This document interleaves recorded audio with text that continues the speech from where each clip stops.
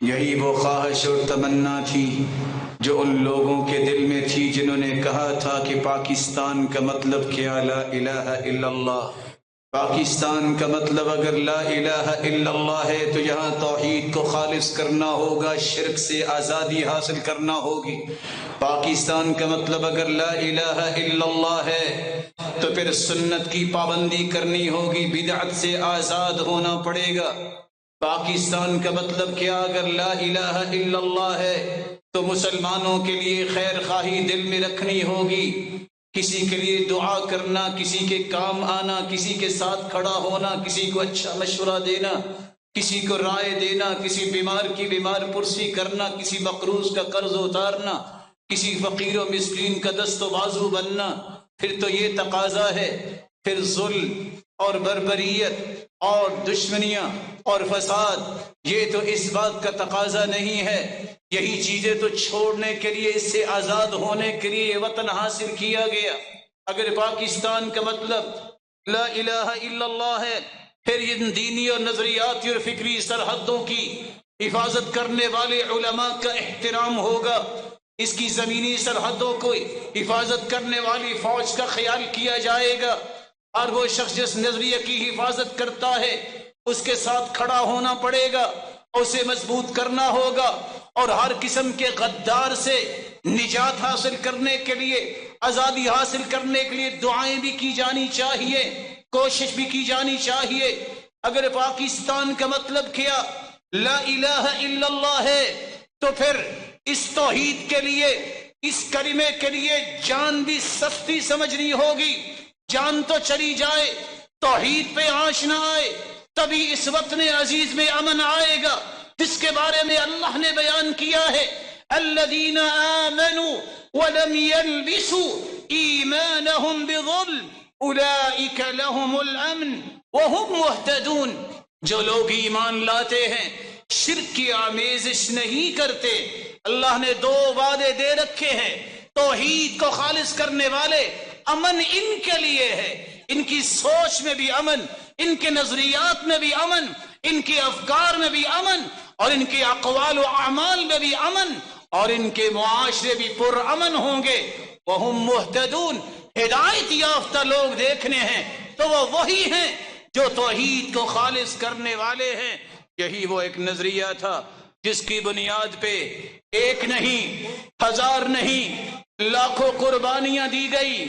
کبھی وقت ملے اور دل تھام کے ذرا اس تاریخ کو پڑھنا کہ ٹرین آیا کرتی اور ساری کی ساری خون میں لت پت ہوتی، ٹرین آتی، صرف چیخو پکار سنائی دیتی۔ 1 سال سے لے کے 6-7 سال کے بچے جن کو مارا نہیں گیا بلکہ ہاتھ پاؤں کاٹ کے تڑپتے ہوئے چھوڑا گیا، اور مسلمان عورتوں کی عزتوں کو پامال کیا گیا۔ کس کس انداز سے قربانیاں دی گئی؟ کیا یہ قربانیاں اس لیے دی گئی کہ سود عام ہو، شرک کا بازار گرم ہو، ظلم پھر بھی ہو اور فیصلے بکنے شروع ہو جائیں؟ کیا اس لیے یہ قربانیاں دی گئی تھی کہ مومن ہی مومن کا دشمن ہو، اور دشمن کے پیچھے لگ کے باہمی اور گروہی اختلافات کو بنیاد بنا کے قتل و غارت کے منصوبے بنائے جائے اور مسلمانوں کی قوت کو کمزور کیا جائے؟ نہیں، جس طرح اس وقت قربانیاں دی گئیں اور بعض میں بھی دشمن نے اس بات کی کوشش کی کہ اس کو تہس نہس کر دیا جائے، تو کس طرح لوگوں نے پھر بھی قربانیوں کے لیے اپنے آپ کو تیار کیا۔ آج یہ وطن اس بات کا تقاضا کرتا ہے، یہ خیر کی ساری صفات اپنے اندر پیدا کر کے ایک اچھا معاشرہ، توحید پرست معاشرہ، سنت پہ عمل کرنے والا معاشرہ، خیر خواہی کرنے والا معاشرہ، اور پھر ایک دوسرے کے ساتھ عزت اور احترام اور شفقت سے پیش آنے والا معاشرہ ترتیب دیا جائے۔ اور اس ترتیب کو بناتے بناتے اگر انسان کی صلاحیت کی ضرورت ہو تو لگائے، مال کی ضرورت ہو تو لگائے، اور اگر جان کی ضرورت بھی ہو تو اس سے گریز نہ کرے۔ سچ کہا تھا جس نے کہا، اپنی راہوں سے کانٹے ہٹاتے ہوئے، آرزوؤں کے غنچے کھلاتے ہوئے، اپنے جسموں پہ گھاؤ سجاتے ہوئے، ولولوں کے الاؤ جلاتے ہوئے، معجزے جرتوں کے دکھاتے ہوئے، آگ کو رشک گلشن بناتے ہوئے، اپنے سینے پہ گولیاں کھاتے ہوئے، ہر قدم فاتحانہ بڑھاتے ہوئے، یہ مومن کا منہج ہے۔ جب وہ اللہ کی زمین پہ اللہ کے دین کا نفاذ کرتا ہے، پھر اسے کسی کا خوف نہیں ہوتا۔ دشمن کل بھی تھا، آج بھی ہے، کچھ ایسے بھی دشمن جو چھپے ہوئے ہیں۔ ترہبون بہ عدو اللہ وعدوکم وآخرین من غیرکم وآخرین من دونہم۔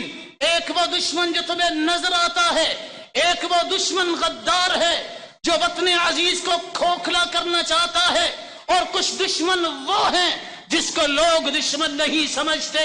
ہر دشمن کے مقابلے کے لیے اس وطن عزیز میں اللہ کے دین کے نفاذ کے لیے سب سے پہلا کام ان نظریات کو اختیار کرنا ہے جن کو آج آپ نے سنا۔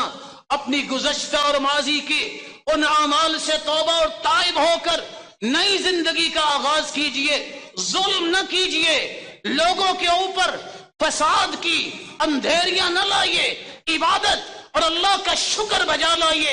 اللہ ذوالجلال وطن عزیز کی حفاظت فرمائے، یہاں کے رہنے والوں کی حفاظت فرمائے، دین کی حفاظت فرمائے، لوگوں کے مال اور عزت اور ان کے اہل و عیال و اولادوں کی حفاظت فرمائے۔ جس طرح یہ روشن چہرے اللہ کے گھر میں جمع ہیں، اللہ ذوالجلال سب کو جنت الفردوس میں جمع فرمائے۔